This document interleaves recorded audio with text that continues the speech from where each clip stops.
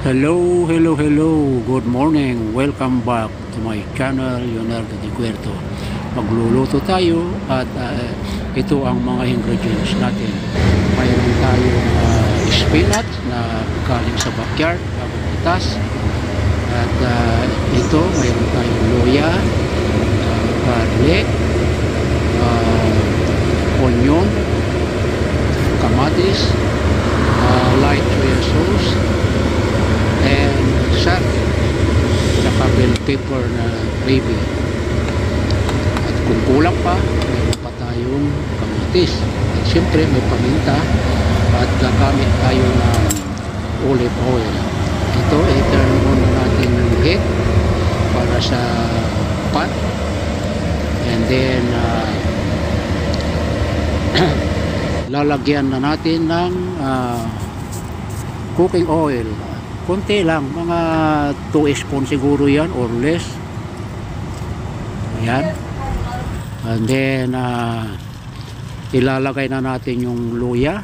I-fry natin ng mga hanggang maging yung light brown para maamoy natin yung isunod na rin natin yung bawang. So, tapos isunod na rin yung sibuyas at lutuin natin ng saglit. Ilagay na rin yung kamatis. Yan. Yan, naaamoy ko na yung luya, bawang, sibuyas. Yan, konti-konti lang ang ingredients dahil good for 1 or 2 persons lang yan. Yan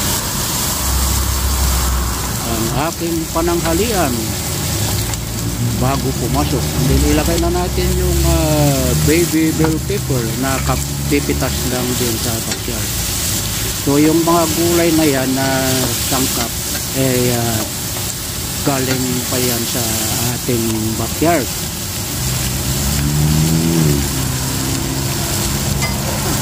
Then ilagyan natin ng mga ilang pirasong cherry tomatoes. Ilagay na rin natin yung sardine. Isa lang yan, yung maliit lang.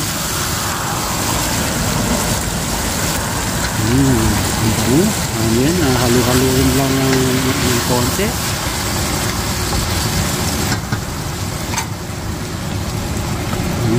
Gugutom na tuloy ko. Lagyan natin ng konting paminta. Yan, konti lang. Hindi, ilagay na rin natin yung light soya sauce. Haluin. Saglit lang to mga kapatid. Quick and easy, ika nga. Yung takpan natin saglit.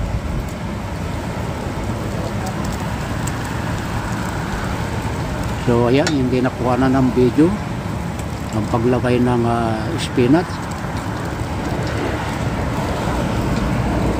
Yan, half cook lang ang pagluluto ng mga dahon. Huwag nating i-overcook. Bango. Bango ng ulam. Ayan, luto na yan.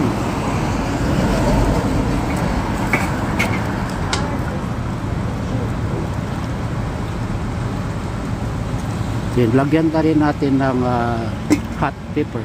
Takpan natin saglit. Yan. Yummy, yummy. Then, ililipat na natin dito sa ating serving plate.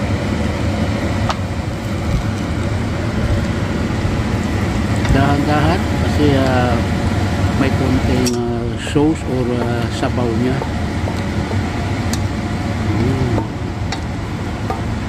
Bango-bango. Kahit yan lang, hindi na kailangan ng kanin. Serve na ako. Kasi tayong senior citizen na hindi na natin kailangan yung kumain ng maraming rice.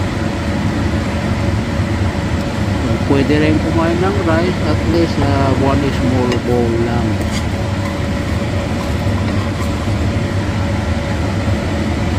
Yan, and then lagyan natin ng pritong itlog, dalawang itlog po yan. Yan, thumbs up na po.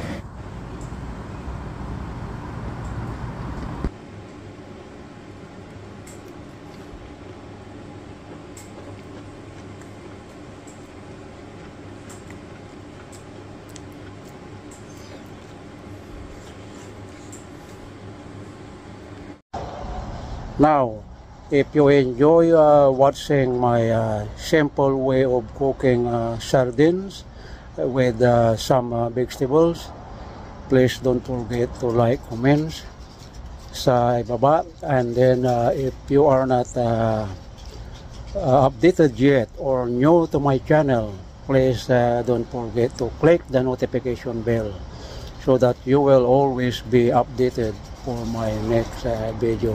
Thank you for watching. Bye bye.